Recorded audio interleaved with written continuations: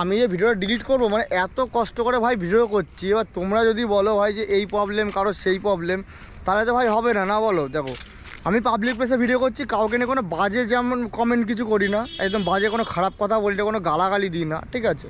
কোনো মেয়ে ছেলেকে কোনো গালাগালি দিই না, জাস্ট একটা রিয়াকশান জিনিসটা স্লো মোশন করা, আর স্লো মোশন করে সেখান থেকে আর কি মানে এটা আমি গান করেছিলাম, ঠিক আছে? এই হচ্ছে জাস্ট কন্টেন্ট।